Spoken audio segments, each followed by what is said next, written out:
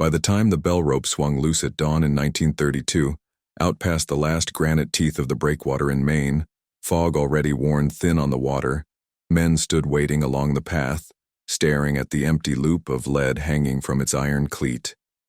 The dog gunner was gone again. There were no paw prints pressed in the brined film, no claw scrapes in the kelp ribboning the slick stone, just that coiled rope, bone dry, not even dew, and the keeper's lamp upright, glass warm to the touch, while the wind wouldn't stir the bell or the collar. Some say the air over the bay tasted metallic that morning, the kind that sticks behind the teeth and makes the throat ache for old stories.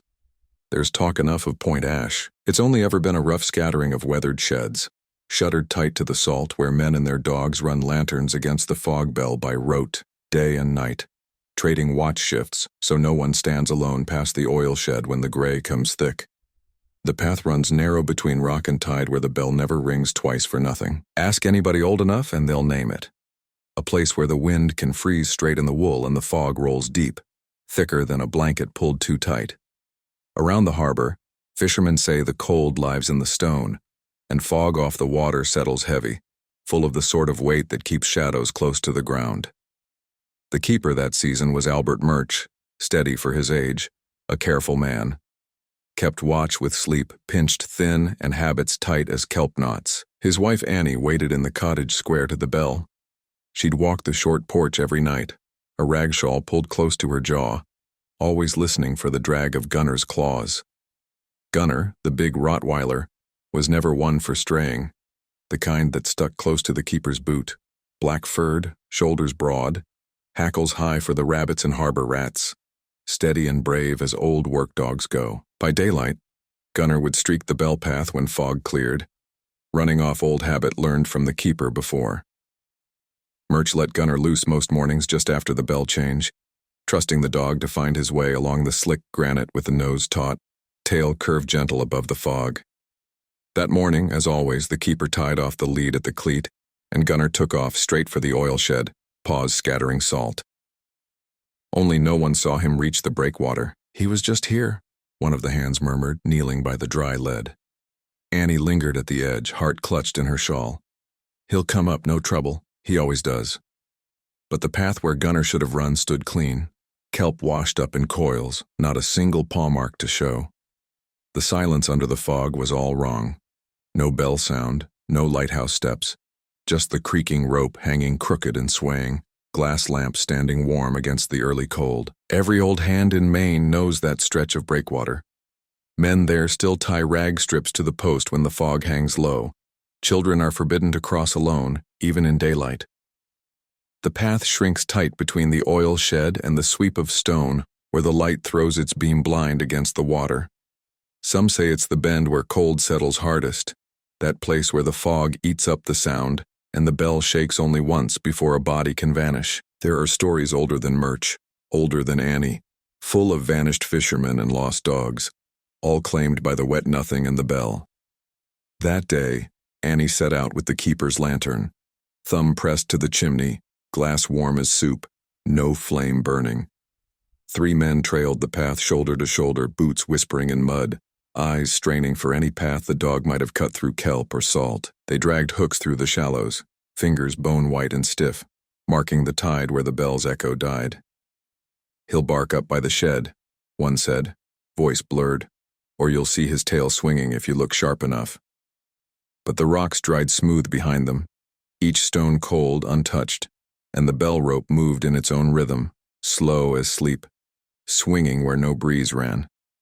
In the village, men waited by the dock, jackets drawn up, hands tight to the old wood. "Only fools chase, not in this fog," muttered one. "Not since what happened out there last spring." The harbor master watched the fog spread, thick as wool across the beam, raising one hand to halt crossings. The oil shed stood closed, door trembling in the quiet, lantern light bending as if someone, had pressed the glass and left heat behind. Annie's jaw shook against her scarf as she called for Gunner by name. Only the bell answered, one sharp clang rattling in the calm. "No dog comes back once the path folds over," the oldest said, lips pressed thin. Gunner had vanished. No paw prints, no salt wetting his coat, not a mark on the breakwater. The lamp was set in line, still warm where the glass had no fire burning, and men swore the rope swung though the air stayed quiet, tight as a held breath. That scent, coal grit and kelp, hung thick, sticking to the sleeve and throat. Men in Maine still say the breakwater throws a shadow that's not a body, whispered one, chin tipped toward the cold stone. And you never, never cross when the bell speaks twice. The fog came heavier the next morning, rolling in before the sun touched the water, thick enough to muffle the keeper's boots on the stone. Albert Murch counted hours on his fingers, tracing the time backward and forward, searching for some thread that would tie it together. At 4:30 in the morning on the first day, Annie swore she'd heard Gunner's bark, a low double note, sharp and clear, coming from somewhere past the oil shed. By 5, the fog had thickened and the bell hung silent. By 6, when the sun broke pale through the mist, the lead was coiled dry on the granite and the dog was gone. Men from the village arrived by boat just after dawn, pulling oars slow through the salt-thick air, lanterns swinging at their knees. They tied rag strips to the iron cleats and fence posts, marking the path from cottage to shed to breakwater in a loose grid. "We walk shoulder to shoulder," said Tom Garrett, the harbor master, jaw tight under his wool cap. "No one crosses alone, not till we know what happened here." They spread out in a line, boots scuffing kelp, calling Gunner's name into the fog. The dog had been known to chase gulls and harbor rats, but never to stray past the bell tower, never to run where the path narrowed and the tide licked close. Annie stood at the cottage door, hands pressed to her apron, watching the shapes of men dissolve into the gray. "He always comes back," she said, voice barely carried on the wind. "Always." But the older fishermen shook their heads, mouths pressed thin. One of them, Silas Crowell, muttered low to the others. "That stretch past the shed, nothing good comes from it when the fog sits heavy like this." He wouldn't say more, but his eyes stayed fixed on the oil shed door, which trembled faintly, though the air held still. They searched the breakwater first, dragging grappling hooks through the shallows where the kelp tangled thick, boots slipping on wet stone. The tide was low, rocks exposed in jagged rows, and the men inspected every crevice, every shadow. Nothing. No fur snagged on barnacles, no paw prints pressed in the fine silt between stones. The keeper's lamp still sat upright where it had been found, glass faintly warm to the touch even hours later. "No flame," one of the men said, lifting it carefully. "But it's like someone just set it down." By midday, the fog thinned enough to see across the water to the village, and the men regrouped at the cottage. Annie brought coffee in tin cups, her hands shaking as she poured. "Tell me what you found," she said. The harbor master looked at Murch, then back at her. "Nothing that makes sense, ma'am. No sign of him anywhere. Not a track, not a sound." One of the younger men spoke up, voice hesitant. "I heard something, though. Around 7, a whistle, 2 notes like the kind you'd use to call a dog. But it came from the wrong direction, from the water, not the path." The older men exchanged glances. "You don't answer that kind of sound," Silas said quietly. "Not out here, not when the fog's in." He turned to Murch. "You keep the lamp burning tonight, Albert, and you don't let nobody walk that path alone, not even in daylight. The older hands in Maine tell the younger ones, 2 men never won when the bell's quiet and the fog won't lift." That night the men returned with dogs, 2 hounds from the village, trained for tracking.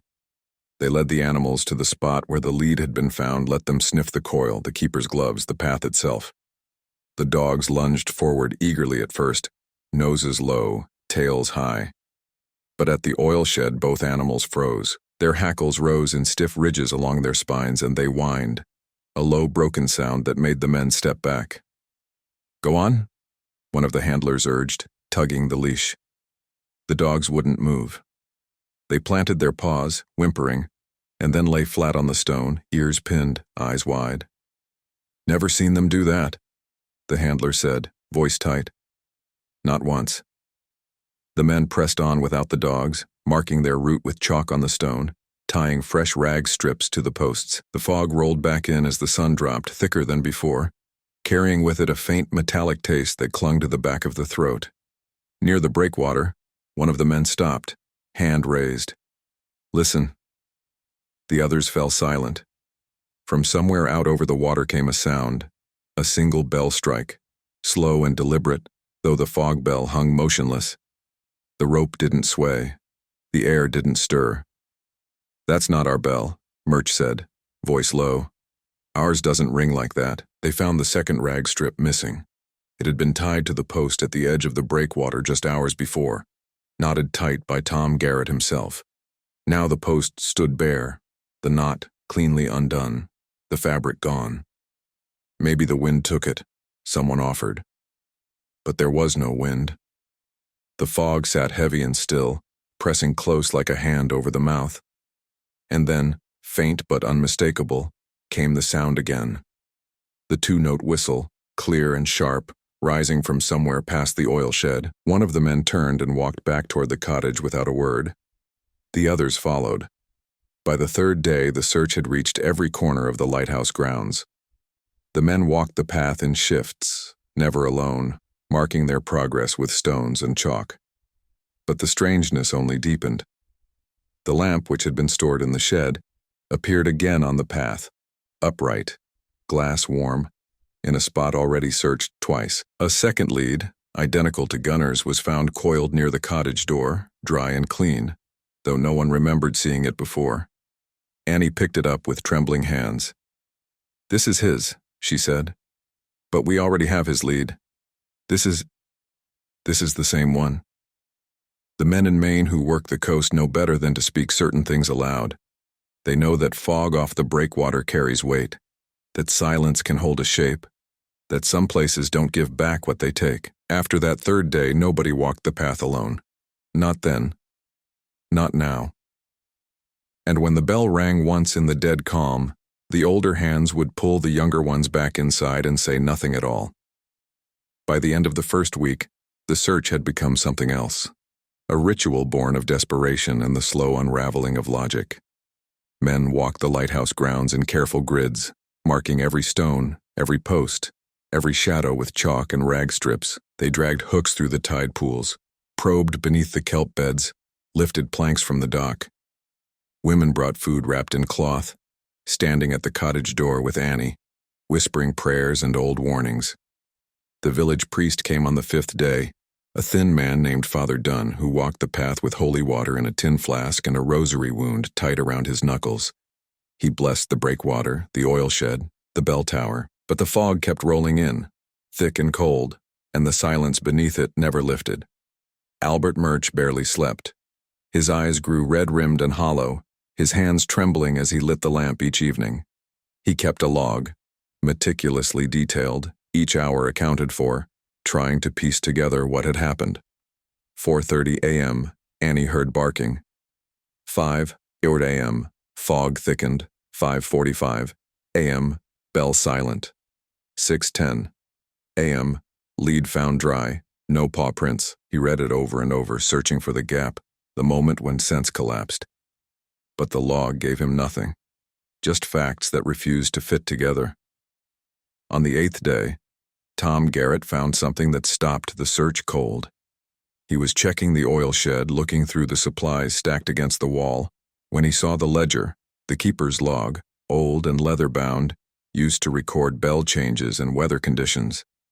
It lay open on the workbench, pages yellow with age. The last entry was dated 2 days after Gunner disappeared. In Albert Murch's handwriting, clear and unmistakable, were the words, "Gunner returned.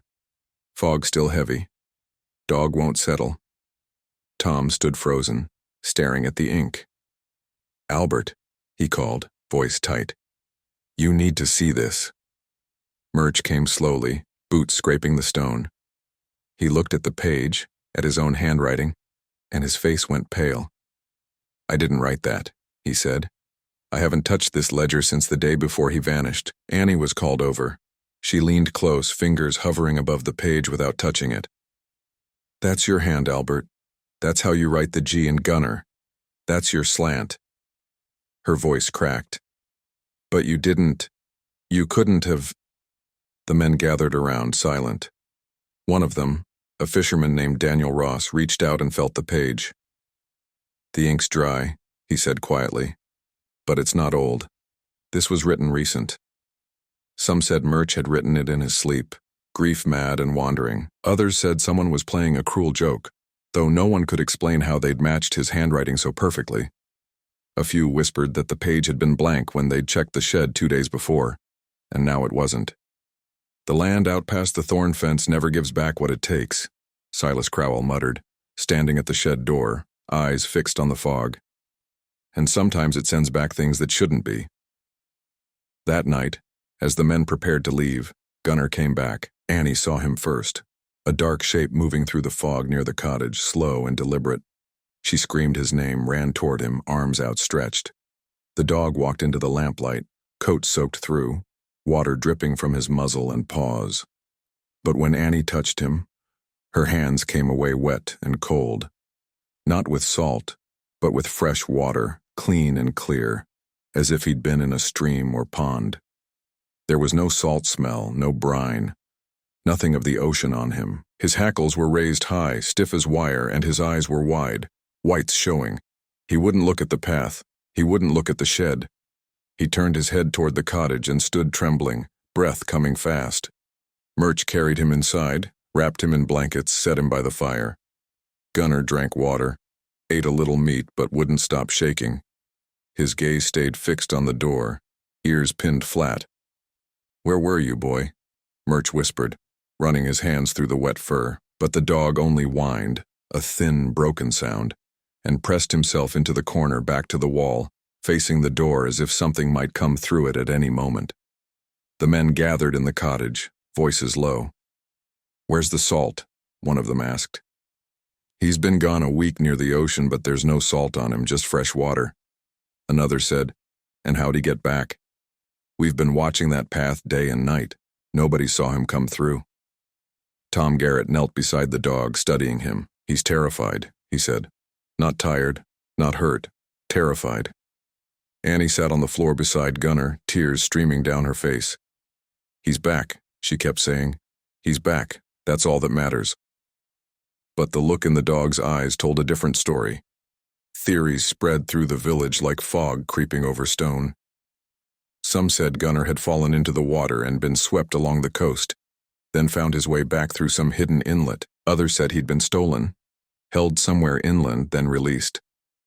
A few said the dog had never left at all, that he'd been hiding in the rocks, too frightened to come out. But none of it explained the fresh water, the missing salt, the ledger entry in Murch's hand, or the way the dog's hackles stayed raised even inside, even by the fire, even with the door locked tight. "Some things don't want to be explained," Silas said, standing by the window, watching the fog press against the glass, "and some places take what they want and give back only pieces." On the 10th night, Gunnar vanished again. Annie had fallen asleep in the chair, exhausted from days of watching over him. Murch was at the light, tending the lamp. When Annie woke near dawn, the dog was gone. The door was still locked from the inside. The windows were latched. But Gunnar was no longer in the cottage. They found his blanket in the corner, still warm, still damp, but the dog had disappeared as completely as he had the first time. This time, there was no search. The men in Maine knew better by then. They knew that some things come back only to leave again, that fog over the breakwater carries more than cold, that the bell speaks twice for reasons no one dares to name. After that week, nobody in Maine crossed the breakwater path alone before dawn. Not then, not now. And when someone found the keeper's lamp standing upright on the path again, glass still warm, no flame inside, they left it where it was and walked back to the village without looking over their shoulder. The ledger stayed open in the shed, ink dry, words clear. Gunnar returned, fog still heavy. Dog won't settle.